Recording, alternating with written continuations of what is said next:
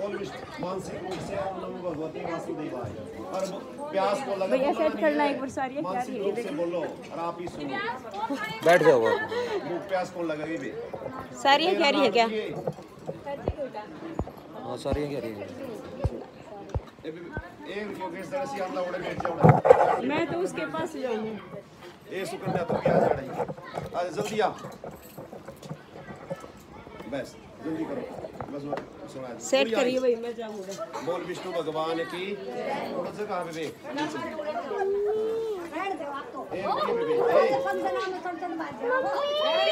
कोई बात नहीं, बोलना नहीं है।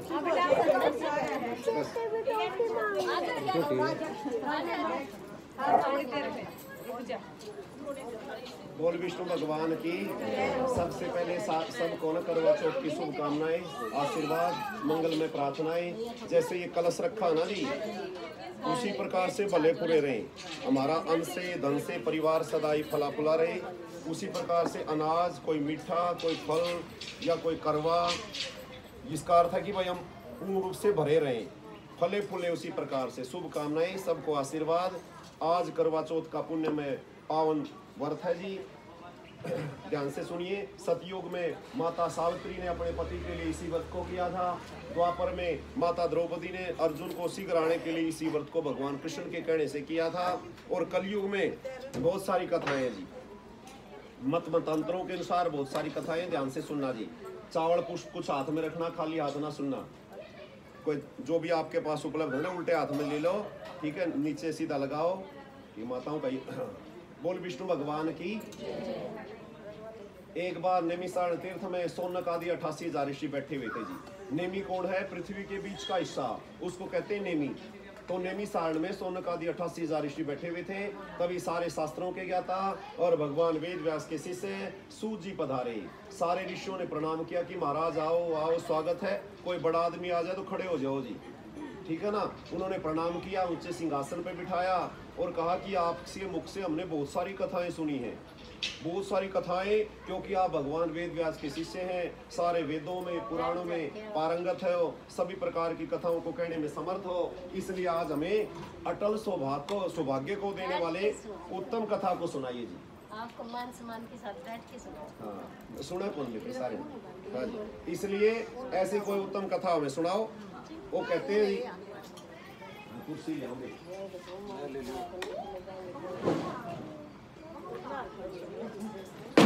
ले भाई, अंगद का आसन है यो।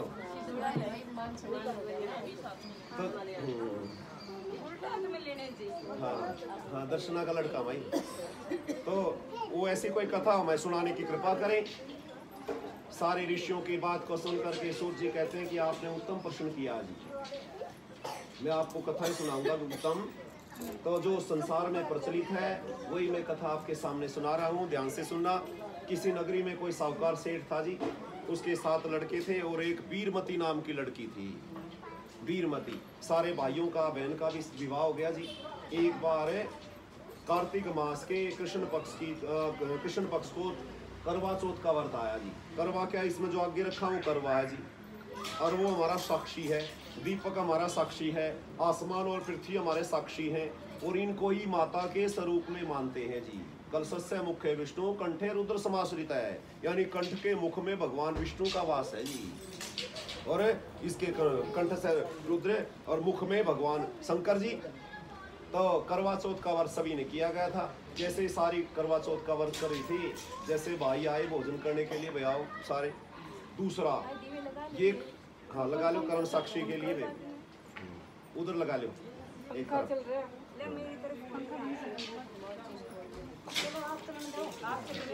तो जैसे उन्होंने करवा चौथ, सारी ना बोल रहे, तो करवा चौथ का व्रत किया था सभी ने कि भाई करवा चौथ का हमने, उस लड़की ने भी किया, सारी भाभियों ने किया।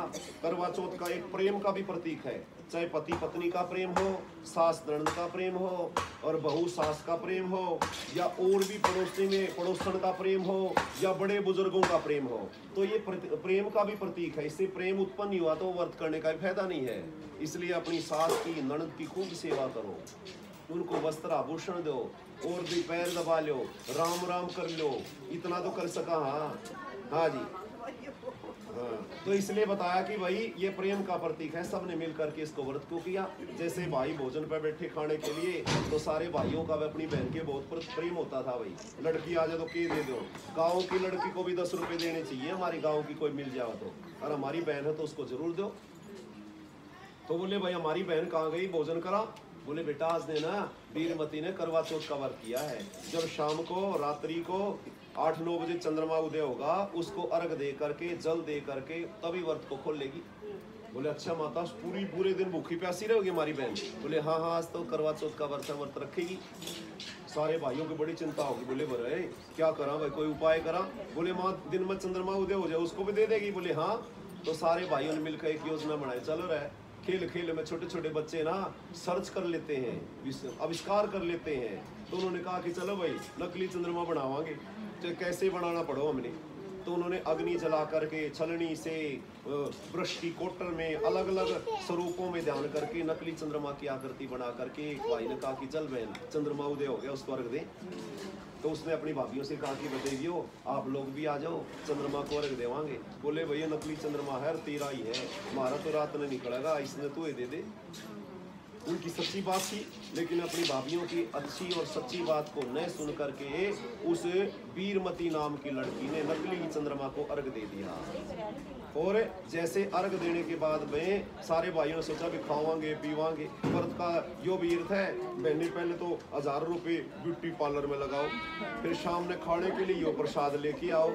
हाँ जी, तो कहने का ये नहीं है ज्यादा खर्च करो। तो भाइयों ने सोचा खावांगे पीवांगे, कई लोग खाने पीने के लिए व्रत करते हैं। तो जैसे ही खाना का थाली परोसी गई, बैठे भाई और अपनी बहन को देखे भाई खाना ये भी खावा हम खावा। तो खाने लगी, पहले में तो निवाड़ा कंकर आया, तोड़ी एक बुड़की, दूसरी बुड़की तोड़ी बाढ़ आ गया, और तीसरी तोड़ने लगी तो ससुराल से एक दूत आया संदेश लेके। बोले हे वीरमती तेरा पति तो बहुत सख्त बीमार है, शीघ्रता से चलो। बोले अच्छा अपनी माँ से भाभियों से अनुमति के मेरे को तो अभी से विदाई दे दो, मेरे को तो अपने ससुराल जाना है। बोले अच्छा। माता ने भी अपने वस्त्र दिए, आभूषण दिए, पैसे दिए, भाभियों ने भी यथा योग्य उनको उपहार दिए और उसको विदा कर दिया। बोले भाई इन पैसों का दान का आप किसी ऐसे योग्य को देना कि जो आपका सत्कार करे, सौभाग्यवती होने का, पुत्रवती होने का आशीर्वाद प्रदान करे, ऐसे को आशीर्वाद वो आपको दे। तो माता ने जो दक्षिणा स्वरूप उनको कुछ पैसे दिए, रास्ते में सबको प्रणाम करती। कोई कहता सीढ़ी रहो सुखी रहो, बहुत सारे भाइयों का सुख पाने वाली हो, सौभाग्यवती होने का आशीर्वाद दिया ही नहीं। तो चलती रही चलती, रास्ते में कोई ऐसे मिले नहीं। जैसे अपने घर के बाहर गई तो छोटी नन बैठी, तो उसको जैसे ही प्रणाम किया तो सौभाग्यवती हुई, ऐसा आशीर्वाद मिलते बड़ी प्रसन्न होगी। और अपनी ननद को माँ के द्वारा दिए गए दक्षिणा और आभूषणों को दे करके अपने घर के अंदर चली गई। जैसे घर के अंदर कोई बात ही नहीं करता, वो मेरे से ऐसा कौन सा अपराध होगा, मेरे से कोई बात ही नहीं करता है हमारे कर्म, इसलिए कर्म उत्तम करो जी। व्रत का ये नियम है कि हम उत्तमोत्तम कर्म करें। कर्म ही भाग्य है, भाग्य अनोखा नहीं है। उस कर्मों का ही लेखा जोखा हमारा भाग है, चाहे इस जन्म का हो, चाहे उस जन्म का हो, चाहे प्रारब्ध कर्म का हो, सब प्रकार से वही हमारा पश्चाताप करने वाला है। ऐसा आशीर्वाद दे करके बड़ी प्रसन्न होगी वो भी। सास को जैसे दिया, कोई बात ही नहीं करता। वो देखा उसका पति अर्धमूर्छित अवस्था में, ना वो मरा ना वो जिंदा, मूर्छित अवस्था में पड़ा। बोले हाय अब क्या जाऊं, कहाँ जाऊं। फिर अपने दुखड़े को ऐसे बंदे को बताओ जो उसका समाधान निकाले।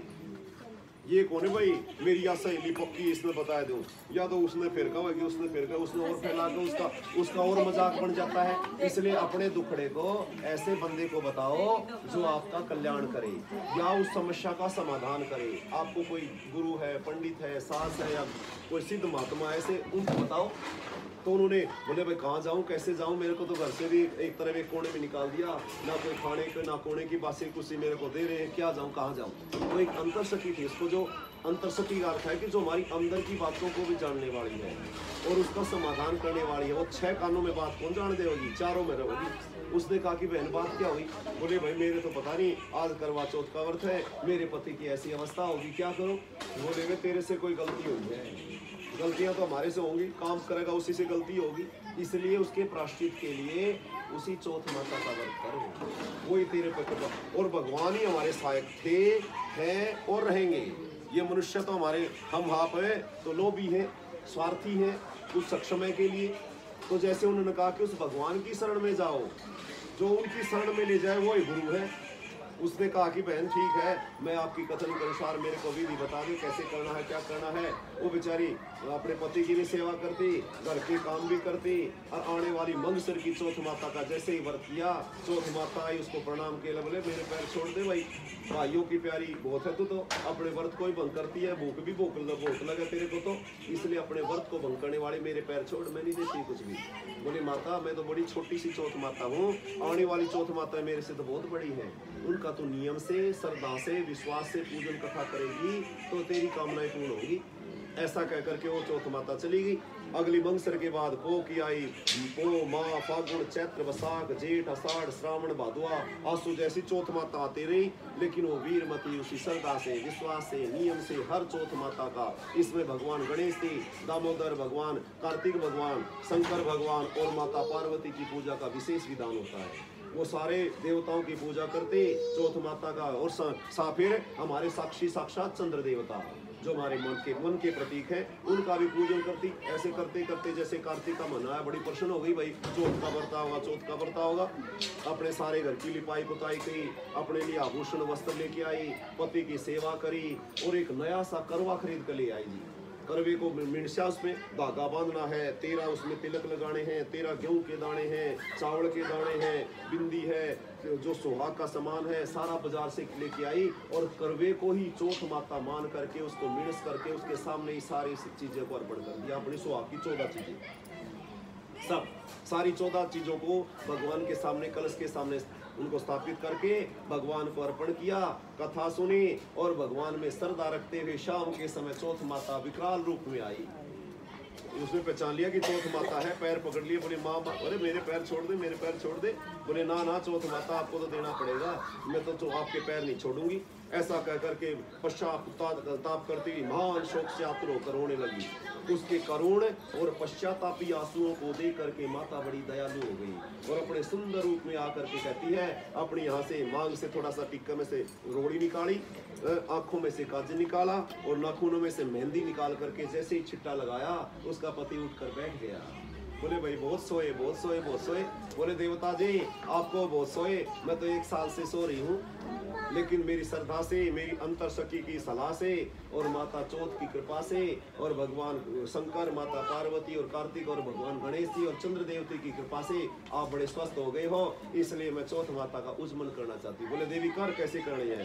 बोले 14 सुहागणों को बुलाऊंगी, पंडित को बुलाऊंगी, कथा सुनेंगे, कथा पढ़ाई होगी, सारी चौथ माताओं के करवे लेके आई। उन्होंने करवे को मिर्चा, सारी सुहागणों को बुलाया, अपने यहाँ कथा का आयोजन किया गया, और जैसे ही बंदी को सामान लेके आई, एक्स्ट्रा फालतू का बचा कुचा बोले दिया उसको, तो भाई एक कोने में पड़ी है वो तो देखिए उसका तो मौज हो रही है, कथा हो रही है, कीर्तन हो रहा है, चौथ माता का उज्जमन हो रहा है, और वो भी नहा धोकर अपने पति के साथ प्रशंसित होकर के ताश चौपड़ खेल रही है। वो भागी भागी रानी के पास है, रानी रानी रानी तेरे तो ऐसे रौनक लग रही है। बोले अच्छा भाई तू भी मारा ताने मारा खा के पानी। बोले ना ना, उधर से जैसे उन्होंने कथा सुनी और करवे के ऊपर अपनी सास नणंद को देने के लिए वस्त्र आभूषण दक्षिणा जो रखी थी उसको देने के लिए सास के पास आई। सास उधर से आती है, बोले बहू कैसे आनी कैसे जानी? बोले माता रानी मेरे को आना जानी पता नहीं था, मेरे से तो गलती हो गई थी, मेरी सखी की कृपा से और चौथ माता की कृपा से पहले जैसा था वैसे हो गया। हे चौथ माता पैर लगी, उन्होंने आशीर्वाद दिया। फिर रानी ने भी सारी नगरी में ढिंडोरा पिटाया कि हर कोई चौथ माता का व्रत करे, उद्यापन करे। हे चौथ माता, भगवान गणेश से, कार्तिक भगवान, शंकर भगवान, माता पार्वती और भगवान चंद्रदेव, आपने उस साहूकार की पुत्री और बेटी को यथा योग्य आशीर्वाद दिया, उसी प्रकार से हमें भी हमारे घर में भी अटल सौभाग्य होती होने का तथा सुख शांति होने का आशीर्वाद प्रदान करे। बोल चौथ माता की। हाँ जी, तो एक विनायक जी थे जी, छोटे से रूप में विनायक का अर्थ है भगवान गणेश। उनके छोटा एक नाम है विनायक, विनायक। उन्होंने एक छोटी सी चम्मच में दूध और थोड़े चावल ले रखे, बोले मेरी खीर बनाओ खीर बनाओ खीर बनाओ। बोले है जाए कोई खीर बनाए है? वो बैठी थी वो मेरी मौसी जैसी एक, बोले आजे बेटा केवल हूँ। बोले क्या बनाऊँ रे यार, रोहतक जिले की है वाह। अरे बेटा क्या मैं बनाऊँ? बोला देख टोकना कितना बड़ा रखा। बोले मार तो टोकना कौन देख ताई, और देखा तो दरवाजे पर टोकना पीतल का। गणेश जी तो उनके लिए कोई जैसे दृष्टि को माई हो गया। बोले इसमें? बोले हाँ, जैसे वो चावल और दूध डाले तो भर गया। तो बोले अच्छा रहे। और लाकड़ी लाल होकर बनाने लगी खदड़ खदड़ खीर। वो विनायक बोला माता जी नगरी का दियाऊं, सारे भोजन करें। बोले अच्छा दिया महाराज जी। तो बुलाया अपना बेटा भी, बहू भी, पोता भी, घरवाला भी और बुढ़िया भी एक बेला भर के खाएगी। बोले सच्चे बच्चे भी ना मेरे लिए। और विनायक जी आए भगवान गणेश जी, बोले महाराज जी सुबह से आप भी घूमो फिरो हो, आओ थोड़ा सा आप भी खा लो, सारी नगरी आओगी बचे ना बचे। बोले माता रानी आपने खाई जब मैंने खाई, बूढ़े ने खाई मैंने खाई, तेरे बेटे बहू ने पोत्या ने खाई मैंने खाई, इसलिए सारी नगरी ने भोजन कर लिया जी। तो वो भंडारा अटूट हो गया। हे दामोदर, हे गणेश, हे विनायक जी, जैसे बुढ़िया का भंडार अटूट हो गया, उसी प्रकार हमारे यहाँ भी अन्न धन वस्त्र जल इसी प्रकार से कभी ना टूटे। बोल नारायण भगवान की। सबको करवा चौथ की शुभकामनाएं। अपने सास का ननद का सम्मान करना, बड़ों के पैर लगना, आधे दाने सूर्य को दो, आधे दाने शाम को चंद्रमा को दो। ये बंधन का टेम गया मुझसे, ये तो पहले लोटे में डाल ले। ये सुकन्या रबड़ की रपियों वो ला रही है। हाँ भाई, बड़ों का आशीर्वाद लेना, मेरी तरफ से सबको शुभकामनाएं, आशीर्वाद।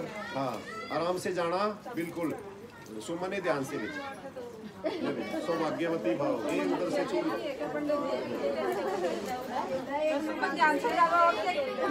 ध्यान रख, सारे शुभकामनाएं सबके लिए, मंगल में प्रार्थनाएं। राधे शाम में राधे सरोज एक दुपट्टा मंगा ले नहीं तेल मिल भी बांधने का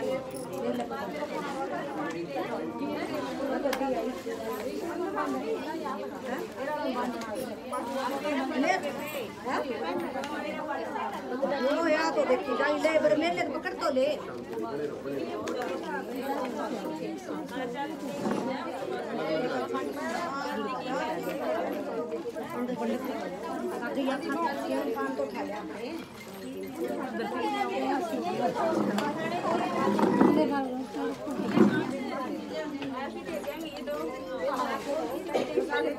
दो मिनट। हाँ ऐसे सरोज ये उरी छोड़ दे बरा के गालांगे